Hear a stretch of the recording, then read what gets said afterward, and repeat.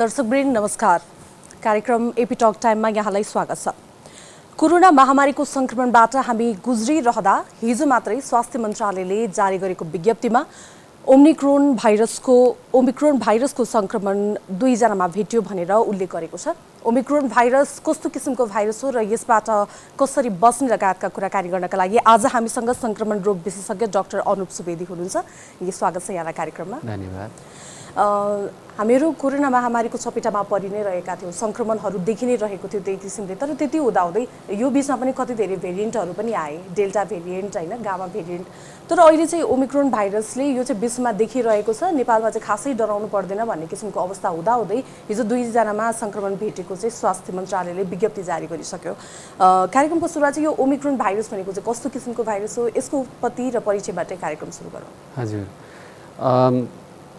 कुनै पनि प्रजाति होइन, कुनै पनि प्राणी, जनावर, बिरुवा, अब हामी मान्छेहरू पनि, हामी सबैको कोषहरूमा चाहिँ आनुवंशिक पदार्थ हुन्छ जसलाई हामी अब डिएनए अथवा आरएनए भन्छौँ होइन।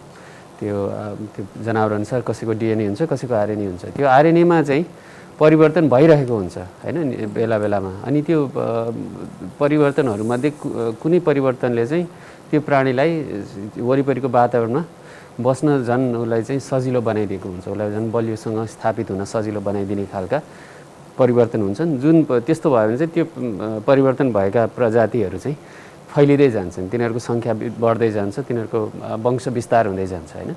अनि त्यसरी नै प्रकृतिमा नयाँ नयाँ स्पिसिसहरू आउने, नयाँ नयाँ जनावरहरू उत्पत्ति हुँदै जाने। अब हामी बाँदर जस्तो पुर्खाबाट हामी मान्छे बनेको नि त्यस्तै तरिकाले हो। त्यसै गरी भाइरसमा पनि अब त्यही किसिमको परिवर्तनहरू भइरहेको हुन्छ। अनि त्यो परिवर्तनहरू हुँदाखेरि चाहिँ कुनै परिवर्तन चाहिँ त्यसले चाहिँ बढी सङ्क्रमणशीलता त्यो भाइरसलाई दियो अथवा त्यसमा कुनै प्रकृतिमा चाहिँ झन् एड्याप्ट भएर बस्ने क्षमता उसको बढाइदियो भने अनि त्यसले चाहिँ त्यो भाइरसलाई झन् समुदायमा स्थापित गरिदिन्छ होइन। अब डेल्टा, अल्फा अगाडिको र अहिले ओमिक्रोन, यी सबै त्यही किसिमको परिवर्तनले झन्झन बढी यो अहिलेको बदलिदो परिवेशमा, महामारीको बदलिदो परिवेशमा चाहिँ अब झन् बढी एड्याप्ट भएर अब वंश विस्तार गर्न सफल भाइरसको प्रजाति हो यो ओमिक्रोन चाहिँ। जस्तो कि WHO ले मात्रै अस्ति भर्खर पनि ओमिक्रोन भाइरसबाट त्यति धेरै अत्तालिहाल्नु पर्दैन भन्ने किसिमले पनि WHO ले भनेको थियो। त्यसो भन्दा भन्दै फेरि के पनि भनेको छ भने ओमिक्रोन भाइरस चाहिँ सङ्क्रामक चाहिँ बढी हो तर घातक चाहिँ बढी होइन भनेको छ। यो चिजलाई चाहिँ कसरी व्याख्या गर्न सकिन्छ? घातक धेरै छैन भनेर हामी त्यति अत्तालिनु पर्ने, नडराउनु पर्ने अवस्था हो कि अझ सजग हुनुपर्ने अवस्था हो कि के छ सर? हजुर, अब यो घातक कति भन्ने चाहिँ दुई तरिकाले बुझ्नु पर्यो होइन। एउटा चाहिँ यो जस्तो 100 जना मान्छेमा डेल्टाको इन्फेक्सन हुँदा कतिजना चाहिँ अस्पताल भर्ना हुन्छन्, कतिजना मृत्यु हुन्छन् र 100 जना चाहिँ ओमिक्रोनले सङ्क्रमित भएर बस्दा तीमध्ये कतिजना अस्पतालमा भर्ना हुन्छन्, कतिजनाको मृत्यु हुन्छ। एउटा त्यो घातकपना त्यसरी हेर्ने भयो 100 जनामा मात्रै। तर अर्को चाहिँ व्यक्तिको निम्ति त्यसको घातकपना त्यो भयो, तर समुदायमा चाहिँ फेरि त्यसको असर अर्कै तरिकाले जान्छ होइन। जस्तो अहिलेलाई एकैछिनलाई मानौँ ओमिक्रोनको चाहिँ घातकपना डेल्टाको भन्दा आधा छ अरे है त। र एकछिनलाई मानौँ डेल्टाको चाहिँ मृत्युदर 0.4% छ। अब 1 लाख जनाको मृत्यु भयो, के अरे 1 लाख जनालाई डेल्टा सङ्क्रमण भयो भने डेल्टाबाट मृत्यु हुने मान्छे चाहिँ अब 400 जना हुने भयो होइन। अब ओमिक्रोनको चाहिँ घातकपना मृत्युदर चाहिँ हामीले आधा मानौँ है। अब 1 लाख जना ओमिक्रोनले सङ्क्रमित हुँदाखेरि चाहिँ 400 को आधा 200 जनाको मात्र मृत्यु हुन्थ्यो होइन। तर अब कुरा के बुझ्नु पऱ्यो भने ओमिक्रोन त डेल्टा भन्दा धेरै बढी सङ्क्रमणशील छ होइन। डेल्टाको 1 लाख जनाको सङ्क्रमण हुँदाखेरि ओमिक्रोनले 5 लाख जनालाई सङ्क्रमण गरिसक्छ होला होइन। अब 200 जनाको मात्रै मृत्यु चाहिँ 1 लाखमा भयो, तर 5 लाख जनाको सङ्क्रमण हुँदा त्यति नै समयमा डेल्टा भन्दा बढी 1000 जनाको मृत्यु हुने भयो होइन ओमिक्रोनबाट। भनेपछि घातकपना आधा हुँदै पनि मृत्युदर आधै रहेछ भने पनि यदि सङ्क्रमणशीलता बढी छ भने 400 को ठाउँमा 1000 जनाको मृत्यु हुने भयो नि त समुदायमा त होइन। भनेपछि सङ्क्रमणशीलता बढ्ने बित्तिकै अब र त्यो घातकपना मृत्युदर जे भने पनि त्यो कम छ भने पनि समुदायमा त्यसले पार्ने असर एकदमै बढी हुन्छ। मृत्यु हुनेको टोटल सङ्ख्या बढी हुन्छ, अस्पतालमा अक्सिजन चाहिने, बेड चाहिने मान्छेहरूको सङ्ख्या बढी हुन्छ। समुदायमा काम गर्न नसक्ने, अशक्त हुने, बिरामी हुने मान्छेहरू धेरै हुन्छन् हैन। विभिन्न महत्त्वपूर्ण सेवाहरू दिन सञ्चालन गर्न नसकिएला अनि धेरैजना मान्छेलाई सङ्क्रमण भएपछि लकडाउनहरू गर्नुपर्ने अवस्था आउला हैन। अब पछि फेरि पोस्ट कोभिड जुन समस्याहरू छन् त्यो पनि लामो समयसम्म धेरैजनालाई हुने भयो भनेपछि अब बढी सङ्क्रमणशील भाइरस त्यसै पनि अब त्यसलाई व्यक्तिको लागि घातक होस् नहोस्, समुदायको लागि त्यो एकदमै ठुलो समस्या हो। अर्को कुरा अब यो घातक कम छ भन्ने जुन आइरहेछ नि, यो एकदम प्रारम्भिक आँकडाको एकदम अलिक काँचो व्याख्या हो। अब कस्तो हुन्छ भने सुरुमा जहिले पनि समुदायमा कम सिकिस्त हुने समुदायलाई नै सङ्क्रमण हुन्छ, जो चाहिँ बाहिर काम गर्न गइरहेछन्, डुलिरहेछन्, स्वास्थ्यको हिसाबले राम्रा छन्, जवान मान्छेहरू छन्, त्यस्ता मान्छेलाई पहिला सङ्क्रमण हुन्छ। इन्डिया नेपालमा त्यो सुरुमा कोरोना भाइरसको महामारी हुँदा पनि त्यस्तै मान्छे सङ्क्रमित बढी भयो, मृत्यु एकदम कम भयो। कोरोना त नेपालमा नआउने रहेछ, मान्छेको मृत्यु हुन हाम्रोमा त कस्तो जादुको छडी जस्तो हाम्रो रोग प्रतिरोधी क्षमता छ कोरोना विरुद्ध भन्ने हल्लाहरू खुब भयो नि। त्यही भएर सुरुमा चाहिँ स्वस्थ मान्छेलाई हुन्छ, बिस्तारै अलि अशक्त जोखिम समूहमा रहेका मान्छे जो घरमै सुरक्षित भएर बस्नु खोजिरहेका छन् ती मान्छेलाई पछि भेट्टाउँछ अनि सङ्ख्या चाहिँ मृत्यु सङ्ख्या त्यसपछि बढ्छ हैन। हुन त यो अहिले पनि रिसर्चहरू भइ नै रहेछ ओमिक्रोनको, तर कस्तो खालको एज ग्रुप चाहिँ बढी सङ्क्रमित हुन्छन्? किनकि जुन हिजो नेपालमा देखेको 2 जना चाहिँ ज्येष्ठ नागरिक नै हुनुहुन्छ, कस्तो एज ग्रुपहरू चाहिँ बढी सतर्क हुनुपर्छ? हजुर, अब अहिलेसम्म सबै कोरोना भाइरसको अगाडिको भेरिएन्टहरू सबै उमेर समूहमा उत्तिकै सङ्क्रमणशील छन् हैन। अब जति उच्च उमेर समूह भयो उति जोखिम बढी छ हैन, सिकिस्त हुने जोखिम। तर सङ्क्रमण चाहिँ सबै उमेर समूहमा भइरहेको देखिन्छ। डेल्टामा पनि त्यो लागू भएको थियो र त्यही चिज ओमिक्रोनमा पनि लागू हुन्छ होला। अब अहिले दक्षिण अफ्रिकी आँकडामा चाहिँ पहिलेभन्दा बढी युवा समूह अथवा केटाकेटीहरू चाहिँ बढी सङ्क्रमित भएको भनेर देखाएको छ, तर त्यो पनि एकदम प्रारम्भिक आँकडा हो। अब त्यो समूहलाई भ्याक्सिन पनि कम लगाएको हुन्छ, त्यसै पनि एउटा त्यो कारणले पनि हुनसक्छ हैन। अर्को कुरा अघि मैले भने प्रायः जो बाहिर हिँड्छन् घुमफिर गर्छन् त्यस्तैलाई बढी हुन्छ हैन। त्यस कारणले चाहिँ अब सुरुमा नयाँ भेरिएन्ट आउँदाखेरि त्यस्तो समूहलाई बढी सङ्क्रमण देखिन्छ। अब यो चाहिँ अलि पछि मात्रै थाहा हुन्छ। अघि हजुरले पनि भन्नुभयो अब सरकारले कस्तो किसिमको तयारी थाल्छ भनेर, जस्तै लकडाउन गर्ने हो कि नगर्ने हो, जबकि स्वास्थ्य मन्त्रालयले अहिले नै त्यो सम्बन्धमा लकडाउन गर्ने भनेर केही पनि सोचेको छैन भनेर भनिसकेको छ। र अर्को कुरा के भने जस्तो कि हाम्रो चाहिँ अहिले देशमा जुन चाहिँ ओमिक्रोन जहाँ जहाँ देखियो त्योबाट आउने व्यक्तिहरूलाई चाहिँ 9वटा देशहरूलाई चाहिँ त्रिभुवन अन्तर्राष्ट्रिय स्थलमा हैन नाकाहरूमा चाहिँ प्रतिबन्ध गर्ने अनि सँगसँगै चाहिँ सरकारले भनिरहेको एउटा मात्रै कुरा भनेको चाहिँ सीमानाकामा हामीले कडाई गरेका छौँ, त्रिभुवन अन्तर्राष्ट्रिय स्थलमा हामीले कडाई गरेका छौँ भनेको छ। अनि जुन 66 वर्षीय विदेशी नागरिक छ उहाँ स्वयं पनि कोभिड भ्याक्सिनको 2वटै डबल डोज लगाइसकेको अनि कोभिड रिपोर्ट पनि नेगेटिभ रहेको त्यो देखाउँदै पनि उहाँमा जुन सङ्क्रमण देखिएको छ त्यो सङ्क्रमण देखिनुको सम्भावना चाहिँ के छ कस्तो छ? जस्तो कि उहाँलाई नेपाल भित्रै नदिने भनेको छ उहाँको रिपोर्ट हेरेर हो होइन, तर त्यो हेरेको बावजुद पनि उहाँमा सङ्क्रमण देखिनु र उहाँको सङ्क्रमणले गर्दाखेरि नेपाली व्यक्तिमा पनि सङ्क्रमण सर्नु यो चाहिँ कसरी सम्भव छ? हजुर, यसको प्रवृत्ति छ। अब कस्तो हुन्छ भने यो सङ्क्रमण भनेको त तपाईँको शरीरमा आज भाइरस प्रवेश गर्यो भने भोलि टेस्ट गर्दा नेगेटिभ आउन सक्छ नि हैन। तपाईँलाई चाहिँ 5 दिनपछि अथवा 10 दिनपछि मात्रै पोजिटिभ देखिन सक्छ हैन, इन्क्युबेसन पिरियड भनिन्छ नि जसलाई हैन। अब भनेपछि अब यो भ्याक्सिन लगाएको मान्छेमा पनि सङ्क्रमण चाहिँ हुनसक्छ भन्ने त एकदम राम्रोसँग पुष्टि भइसकेको छ। डेल्टामा पनि हुन्थ्यो हैन, भ्याक्सिन लगाएको मान्छे पनि सङ्क्रमित हुने सिकिस्त हुने सम्भावना चाहिँ कम हुन्छ हैन। अब त्यसै गरी ओमिक्रोन पनि त्यसै गरी भ्याक्सिन लगाएको मान्छेलाई नै हुनसक्छ भन्ने हामीले बुझेपछि हामीले गर्नुपर्ने चाहिँ के भने भ्याक्सिन लगाएको होस् नलगाएको होस् जोसुकैलाई पनि हामीले आउनु अगाडि 24 घन्टा अगाडि उसले पिसिआर गरेको हुनुपर्ने, उताबाट प्लेन चढ्नु अगाडि त्यो नेगेटिभ भएपछि मात्रै चढ्न पाइने हैन। र अनि त्यसपछि चढिसकेपछि पनि फेरि यहाँ आएपछि नेपालमा पनि खास भन्यो भने त एयरपोर्टमै पिसिआर गर्नुपर्छ हामीले। अनि र उनीहरूलाई क्वारेन्टिन अनिवार्य हामीले कति गर्न सक्छौँ, 5 दिन गर्न सक्छौँ कि 7 दिन गर्न सक्छौँ कि जति सक्छौँ त्यति चाहिँ एकदम अनिवार्य गराएर त्यो क्वारेन्टिनमा नेगेटिभ छ भने मात्रै बाहिर आउनु दिने, क्वारेन्टिन पछि पिसिआरमा नेगेटिभ छ भने उसलाई लक्षण देखिएन भने मात्रै बाहिर आउन दिने, त्यस्तो गर्नुपर्छ भन्ने जस्तो लाग्छ। अब यो जुन निश्चित देशका मान्छेहरूलाई मात्रै रोक्ने कुरा छ नि यो चाहिँ त्यसै पनि अवैज्ञानिक हो हैन र एकदमै भेदभावपूर्ण पनि हो, राम्रो होइन, खास कुटनैतिक हिसाबले पनि राम्रो सन्देश जाँदैन। हामीले किन ती अफ्रिकी देशका मान्छेलाई त्यसो गर्यो किनभने तिनीहरूलाई चाहिँ अन्तर्राष्ट्रिय समुदायमा हेप्न सकिन्छ भनेर गरे हो, अरू केही कारण होइन है। यो अमेरिका बेलायत अथवा चीन भएको भए हामी त्यसो गर्दैन थियौँ, त्यो आँटै गर्दैन थियौँ होइन। अब यो भाइरस चाहिँ संसारभर फैलिसकेको छ भन्ने एक हिसाबले धेरै स्पष्ट छ। संसारका अधिकांश देशमा अब केही न प्रवेश गरिसकेको छ। अब समुदायमा सङ्क्रमण पनि धेरै देशमा देखिन थालिसकेको छ। अफ्रिकामा दक्षिण अफ्रिकाबाट सबभन्दा पहिला रिपोर्ट भएको केसभन्दा पहिले नै नेदरल्यान्ड्समा थियो भनेर पनि देखिसक्यो। त्यस्ता रिपोर्टहरू आइसकेपछि अब हामीले त्यही त्यो केही अफ्रिकी मुलुकहरूलाई मात्रै टार्गेट गरेर त्यो गर्नु चाहिँ एकदम पहिलो कुरा त कूटनीतिक हिसाबले राम्रो थिएन। अर्को हामीले त्यसले केही फाइदा हुँदैन। यहाँ त आउने त अब हाम्रो त मध्यपूर्वमा ट्रान्जिट भएर आउने सबै फ्लाइट होइन, त्यो त सबैतिरका मिसिरहेछन्। युरोपबाट आउनेहरूलाई पनि त हामीले त्यसै गरी हामीले गर्नु पऱ्यो। जहाँबाट आए पनि हामीले के गर्नु पऱ्यो भने अनिवार्य आउनु अगाडि पिसिआर गर्नु पऱ्यो, उसमा एयरपोर्ट आएपछि पिसिआर गर्नु पऱ्यो, अनि क्वारेन्टिन अवधि अनिवार्य गर्नु पऱ्यो, त्यसपछि पिसिआर गर्नु पऱ्यो। त्यति नगरी चाहिँ हामी सुरक्षित हुने सम्भावना कम हुन्छ। अब अर्को कुरा के बुझ्नु पऱ्यो भने यो चाहिँ नेपालमा फैलिनै नदिने हामी बनाउन सक्छौँ भन्ने पनि सोच्नु परेन होइन। यो किनभने यति सङ्क्रमणशील भाइरसलाई हामीले सक्दैनौँ। डेल्टाभन्दा पनि बढी सङ्क्रमणशील, डेल्टा नै गाउँ गाउँ पुग्यो, सबै गऱ्यो होइन। हाम्रो त्यसै पनि क्षमता कमजोर छ। हामीले गर्नुपर्ने हाम्रो लक्ष्य चाहिँ के हुनुपर्ने भने यो चाहिँ एकैचोटि धेरै मान्छे नछिरुन् र एकैचोटि चाँडो समुदायमा सङ्क्रमण नहोस्। हाम्रो उद्देश्य त्यो हो।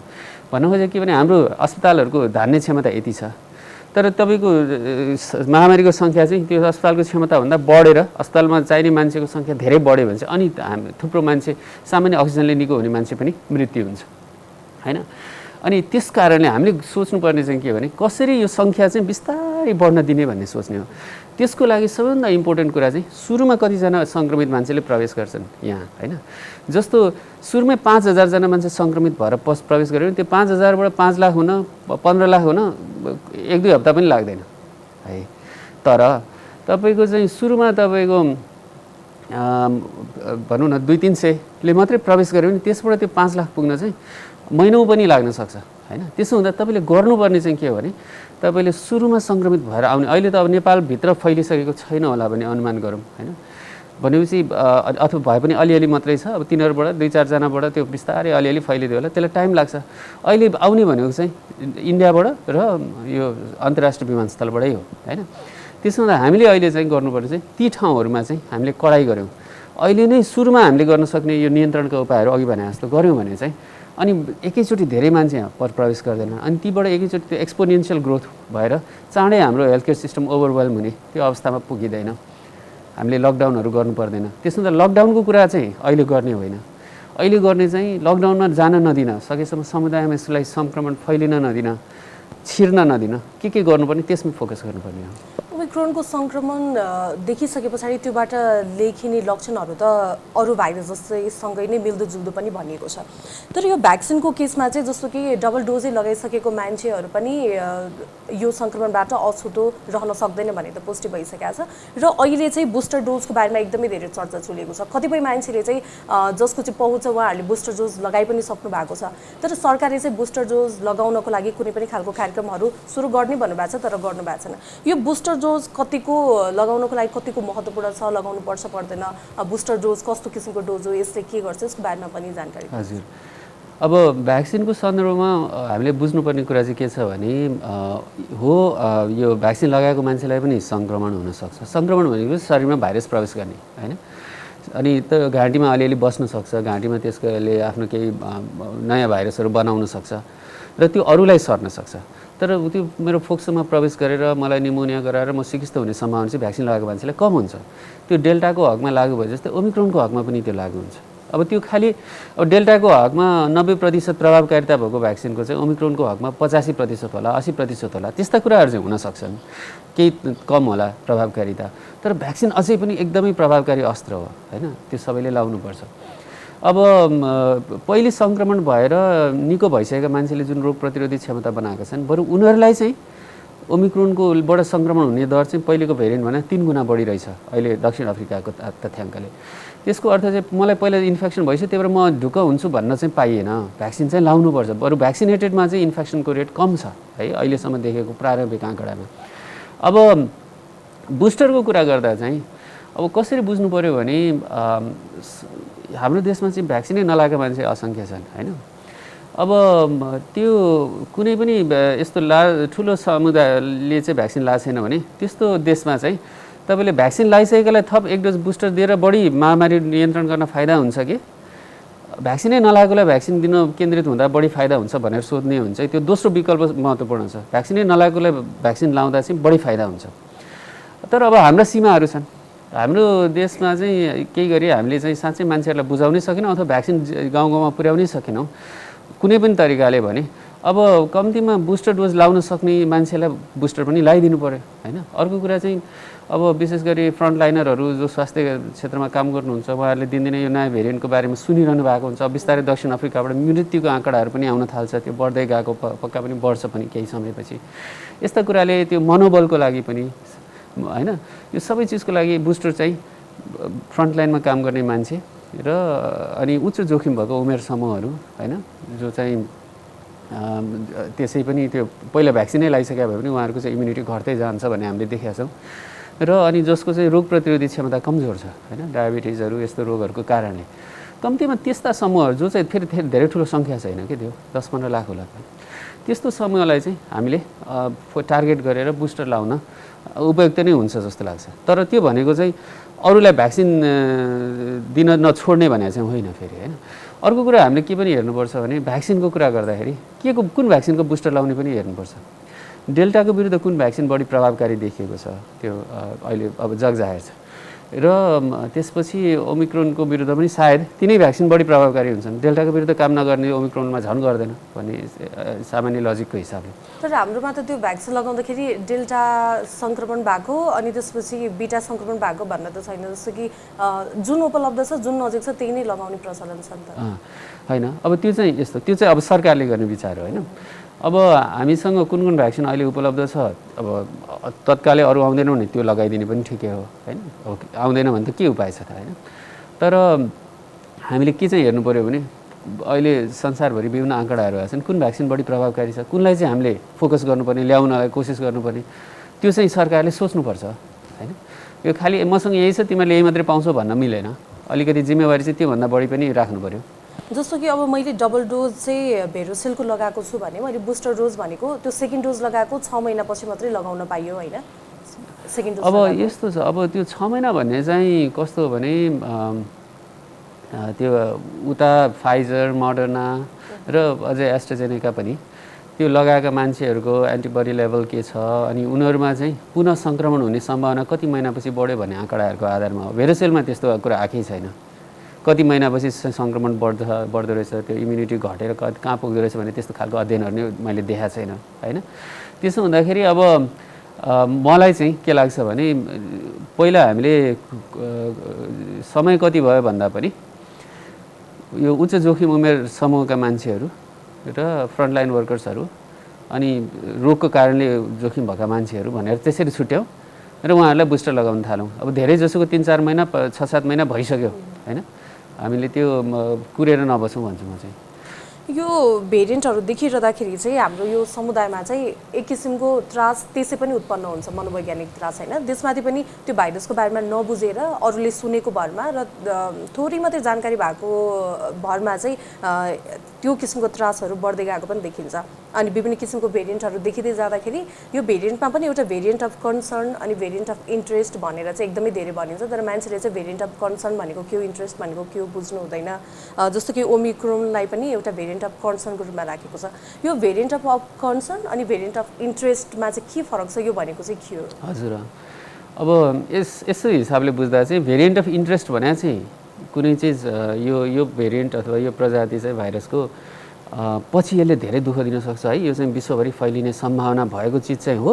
तर अहिले यसको प्रारम्भिक केही यसले दुःख दिन थालेको चाहिँ देखिसकेका छैन होइन। अब त्यसमा भएको निश्चित म्युटेसनहरू होइन त्यसका केही भाइरोलोजिकल क्यारेक्टरिस्टिक्स होइन यस्ता केही कारणले चाहिँ यो चाहिँ पछि सम्भावना यसको छ यसले हामीलाई दुःख दिने विश्वभरि फैलिने अथवा ठुलो धानजनको क्षति गर्ने।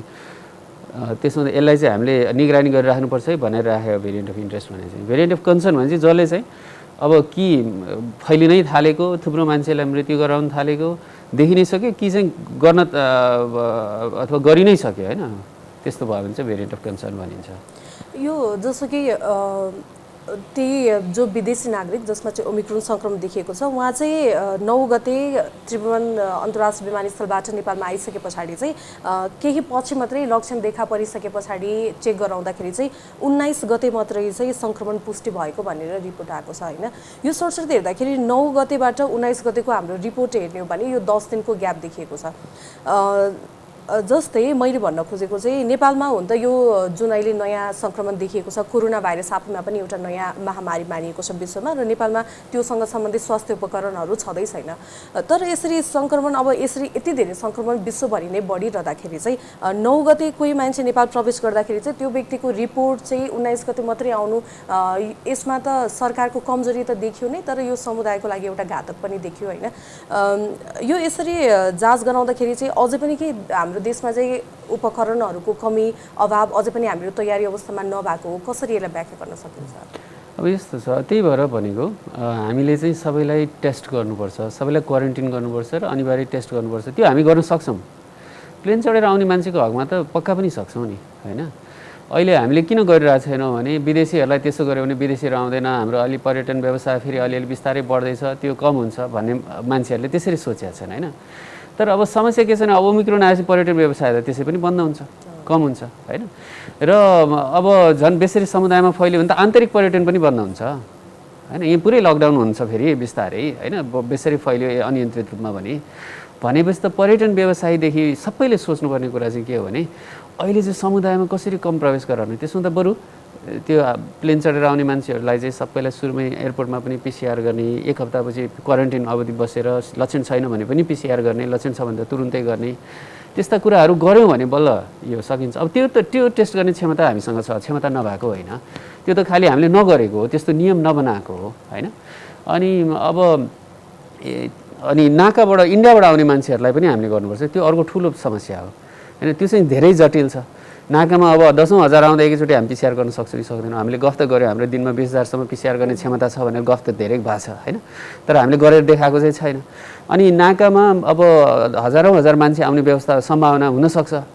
हामीले पहिले पनि हामीले कुरा गरेका थियौँ अब नाकामा चाहिँ स्थायी खालको स्वास्थ्य संरचनाहरू बनाउने हेल्थ केयर सेन्टरहरू बनाउने अलिक धेरैजना मान्छेलाई क्वारेन्टाइन गर्न सक्ने ठाउँहरू बनाउने भनेर बजेट छुट्याएको पनि कुराहरू सुनेको थियो।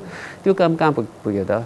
अनि त्यसो गर्ने भने अहिले कम्तीमा 10-12वटा ठुला नाकाहरूमा त्यस्तो संरचना बनाउने त्यस्तो ठाउँमा आउने जति सबैलाई टेस्ट गर्ने व्यवस्था गर्ने कम्तीमा पिसिआर गर्न सकिँदैन भने त्यो ऱ्यापिड टेस्टै भए पनि क्वालिटी एस्योर गरेको ऱ्यापिड टेस्टहरू त्यहाँ लगेर सबैलाई टेस्ट गर्ने उहाँलाई केही समय बरु क्वारेन्टाइन गर्न सकिन्छ भने क्वारेन्टाइन गर्ने होइन। क्वारेन्टाइन गर्न सकिँदैन भने कसरी चाहिँ उहाँहरूले सुरक्षित रूपमा घर पुर्याउने र घरमा क्वारेन्टाइन गर्न लाउने गाउँमा गाउँका स्थानीय निकायलाई कसरी नोटिफाई गर्ने त्यो संयन्त्र त अहिले निर्माण गर्नु पर्यो नि। त्यो गऱ्यौँ भने बेसरी यो भित्र पसेर धेरैजनाको धनजनको क्षति हुने सम्भावना हामी कम गर्न सक्छौँ।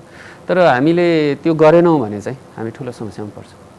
जस्तो कि अन्त्यतिर पनि हामी आइसकेका छौँ। सरकारले चाहिँ के भनेको छ भने हामीहरू सङ्क्रमणको लागि चाहिँ तयारी अवस्थामा छौँ हामीले शैय्याहरू हाम्रो चाहिँ तयारी अवस्थामा छ अस्पतालहरू भनिसकेको छ। तर त्योभन्दा त्यहाँसम्म नपुग्नको लागि चाहिँ prevention is better than care भने जसरी सरकारले आफ्नो गर्ने जिम्मेवारीहरू त छ तर एउटा व्यक्ति चाहिँ ओमिक्रोन भाइरसबाट र सँगसँगै अहिले जाडोको महिना पनि छ सर्वरोगबाट सङ्क्रमण हुन सक्ने एउटा समय पनि हो। यस्तो बेलामा चाहिँ कसरी सजग सतर्क रहन सकिन्छ? हजुर अब एकदम बुझ्नुपर्ने कुरा यो हावाबाट सर्ने भाइरस हो होइन। सबैभन्दा त हामीले त्यो यादै गर्दैनौँ अब व्यवस्था गर्न थालिसक्यौँ मास्क लाउन छोडिसक्यौँ।